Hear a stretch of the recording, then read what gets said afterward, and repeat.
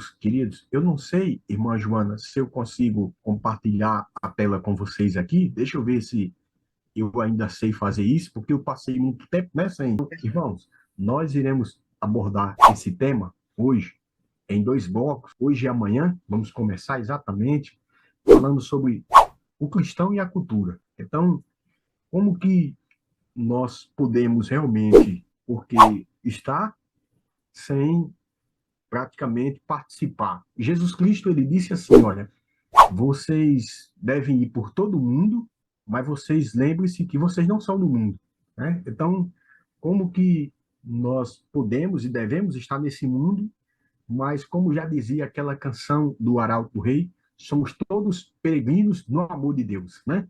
Então, nossa vida aqui é só uma passagem, né? Nós somos peregrinos no amor de Deus. Diante disso, irmãos, tem a questão da cultura. Nós poderíamos começar com a primeira pergunta. Pastor, o que que é, de fato, a cultura? O que é a cultura? A cultura, segundo o dicionário, é um conjunto de moldes, de comportamento, de crença, tradições, de valores espirituais e materiais. E são pontos característicos de uma sociedade. Então, vamos dizer que a sociedade ela vai formando blocos de comportamentos e condutas. Vamos dizer o seguinte: se você chega numa tribo indígena, por mais que ela não tenha contato com a civilidade, sociedade, mas ela tem o seu código de ética, não é assim? Você tem o chefe, você tem toda uma conduta onde cada um deve ter o seu comportamento. Então, nós queremos aqui, irmãos, mostrar para vocês as três fases que a humanidade tem passado. As três fases da humanidade. A primeira, nós vamos chamar da cultura teocrática. O que seria, então, pastor, a cultura teocrática? É muito simples. Na cultura teocrática, no Antigo Testamento, convido vocês a abrirem a palavra de Deus, por gentileza, no livro de Gênesis, no princípio de todas as coisas, não é? O texto sagrado começa, no hebraico, começa aqui dizendo assim: no princípio, criou Deus os céus e a terra. Então, a cultura teocrática, ela diz o seguinte: tudo emana de um Deus eterno. Tudo emana de um Deus santo.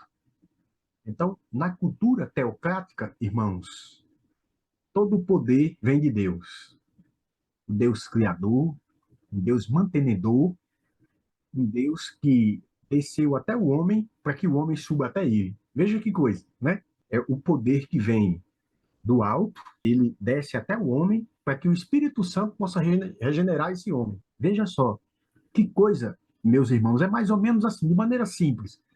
Deus, Dileno, desce até você para que você suba até ele. Entendeu?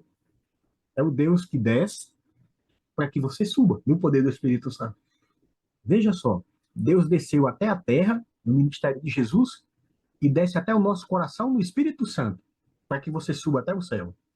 Então, na cultura teocrática, todo o poder vem de Deus. Na cultura teocrática, irmãos, a Constituição Celestial é a sua lei.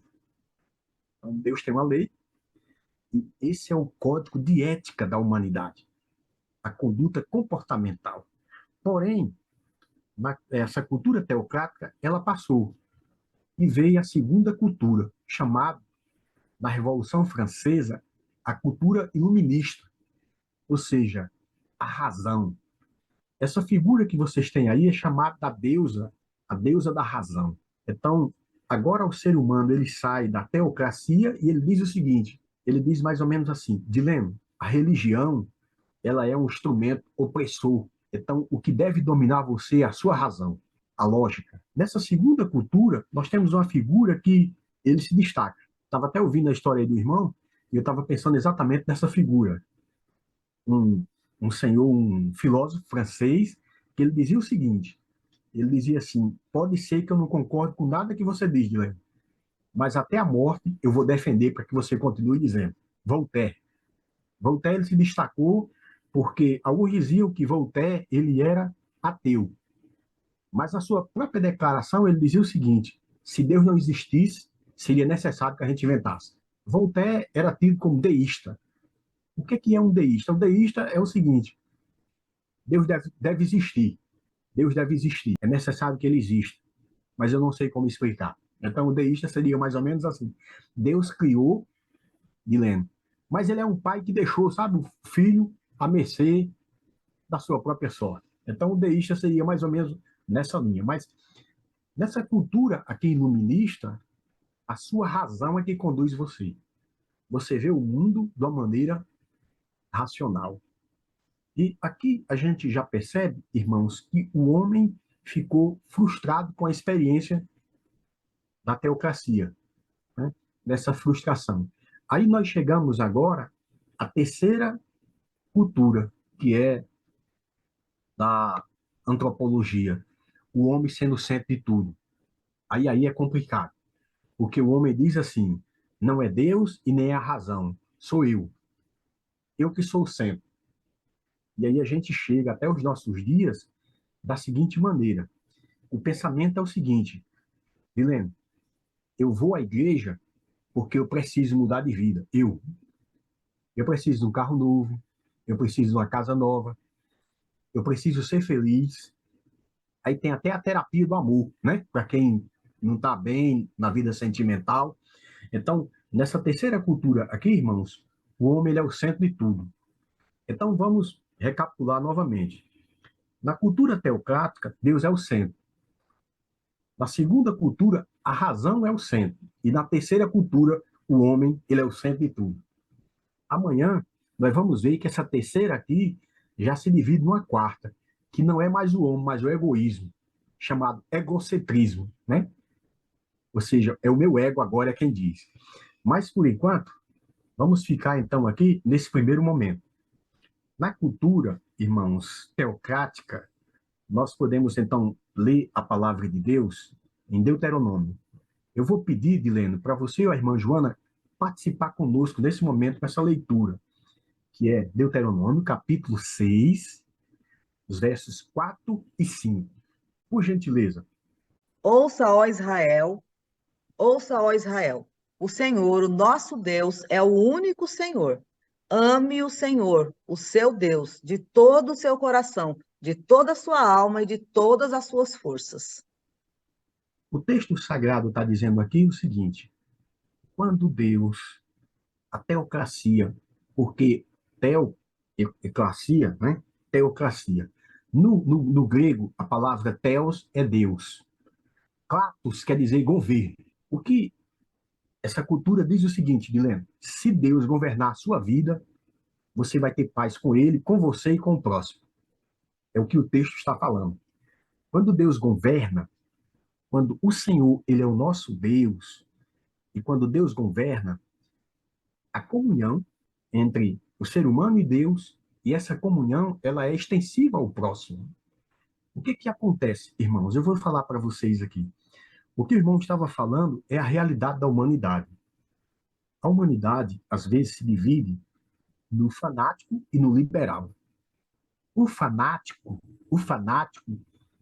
no óculos dele, ele embaça o fanático a visão da misericórdia. Ele não tem. Ele só tem a visão da justiça. Então, o fanático, culturalmente falando, ele só vê justiça. E o liberal, pastor, só vê a misericórdia. Vocês percebem que um precisa do outro? Porque na lente de um, ele só vê justiça. Não, não, Dilene, não, Dilene. Você errou, tem que ir para peia, papai. Tem que apanhar. O liberal diz, não, Dilene, é paz e amor. Paz e amor, irmão. É paz e amor. Então você percebe que fica doente. E na teocracia, o texto sagrado diz: ouve, pois, a Israel, porque o Senhor, ele é o único. Então, se você quer ter paz comigo, Dilene, tenha paz com você e com Deus, que essa paz ela transcende e emana também. Aquilo que a gente recebe, a gente passa para outras pessoas. Mas só que nesse governo aqui de Deus, que Deus passou para Moisés, né? Onde Deus ele é o soberano, o rei do universo.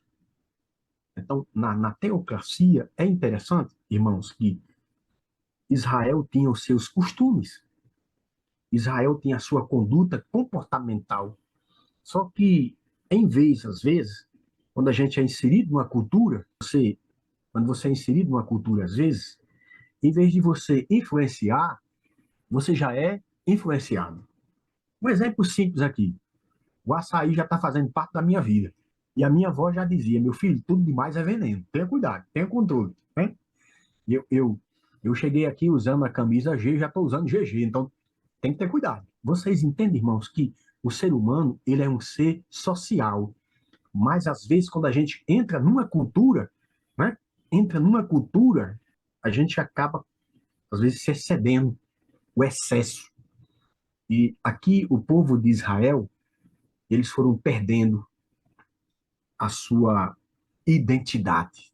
E isso é perigoso, porque eu posso começar da seguinte pergunta para cada um de nós: será que o que aconteceu com Israel antigo não está acontecendo com Israel moderno? Será que nós não estamos perdendo a nossa identidade? A gente vai se aculturando, a gente às vezes vai moldando a nossa visão de acordo com as lentes do mundo. Então, se a lente do mundo ela é liberal, aí você pega uma lente liberal. E aí Ellen White ela fala, e também Freud fala nisso. Ellen White fala em hereditariedade, mas ela também fala de ambiente. Ambiente. Se você, Dileno, eu falo isso porque eu tenho intimidade contigo, se você vai para Fortaleza agora e você começa, meu amigo Dileno, a andar com drogados, duas coisas acontecem. Ou você muda ele, ou você vai entrar no, né, na realidade deles. E geralmente o que acontece é você ir se adaptando, né, assim, à realidade da cultura que você está.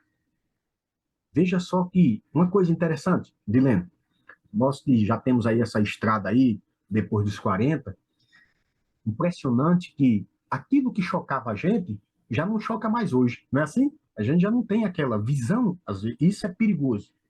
Então, na visão teocrática, Deus, ele espera, e a sua palavra, que os costumes, que a cultura bíblica nos acompanhe. E que o desejo de Deus, irmãos, eu quero dizer para vocês com muito carinho nessa manhã, o desejo de Deus é que você não sacrifique a verdade no altar da paz. E geralmente a gente faz isso, infelizmente. Lutero dizia o seguinte: se possível, se possível, a paz, mas a verdade é acima de tudo. Vocês estão entendendo o que Lutero queria dizer? Ele queria dizer assim: bom, Dilema, irmão, eu quero ter paz com você, mas veja só, a verdade acima, né? Se, de fato, para mim ter paz com você, eu não posso sacrificar a verdade no altar da paz. Eu não posso fazer como fez Acabe. Não, vamos fazer o seguinte: uma vela para Baal e outra vela para Deus. E aí fica tudo de boa. Então, existem coisas, irmãos, princípios são inegociáveis. Nós não podemos negociar princípios. E então, aqui, na cultura teocrática, nós percebemos exatamente isso.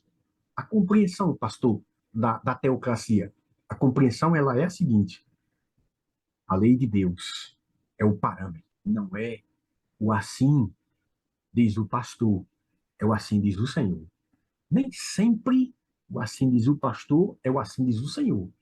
Então, na cultura, aqui a compreensão ela é a seguinte: embora a lei de Deus ela vai prescrever aí, como eu falei para vocês, de cima para baixo, Deus escreve a lei de cima para baixo, o céu desce até nós, mas o Espírito Santo nos leva até o céu. Então, o Deus que me dá é o Deus também que me proporciona condição de realizar. Segundo Jesus Cristo falou, isso não provém de vós, isso é dom de Deus.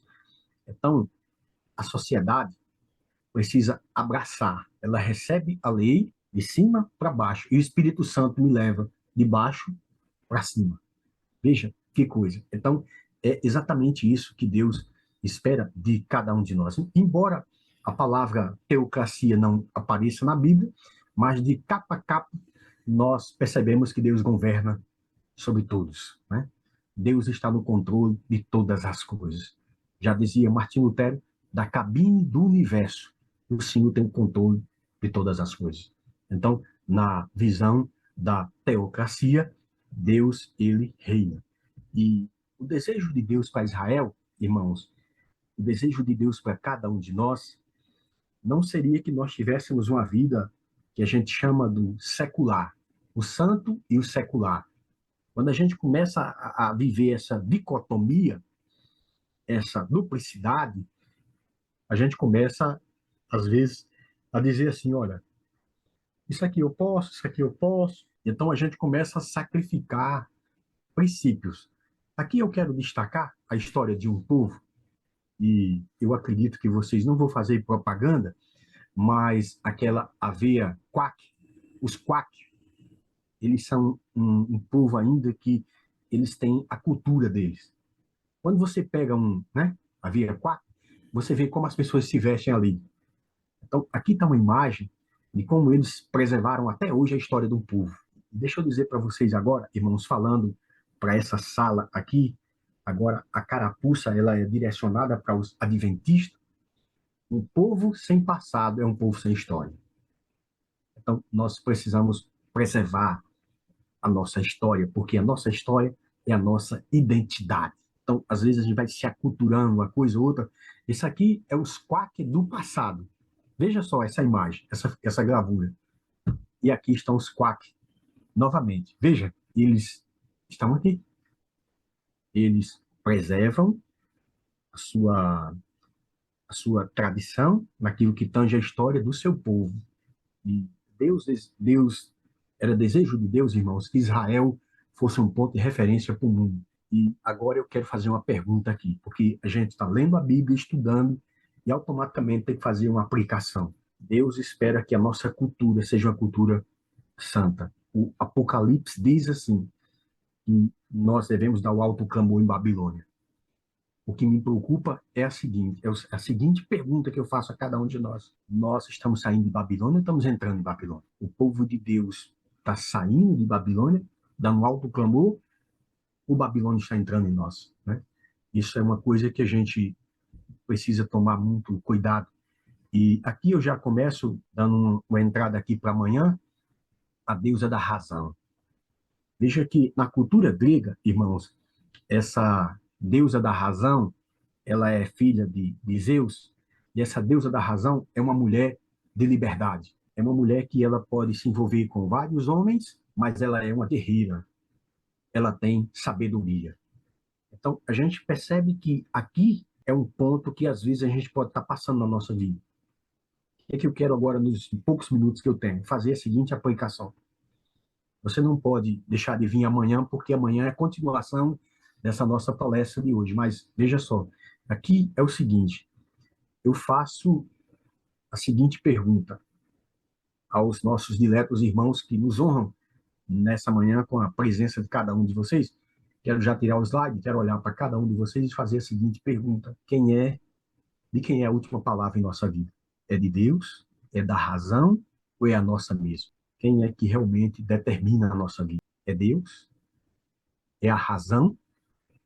Porque às vezes a gente apela para a razão. Eu posso dizer assim, irmão Zezito, eu sei que o que o senhor está falando é verdade, irmão. Mas como é que eu vou deixar de trabalhar no sábado? É porque o irmão não está entendendo. Eu tenho uma família. E eu preciso. Aí você usa o apelo racional, não é assim? Eu preciso ganhar dinheiro. Mas deixa eu dizer uma coisa para você, irmão. Quem te alimenta não é o dinheiro. Quem te alimenta é um Deus eterno que está no céu. Porque se ele não te dá saúde, como que você vai ter dinheiro?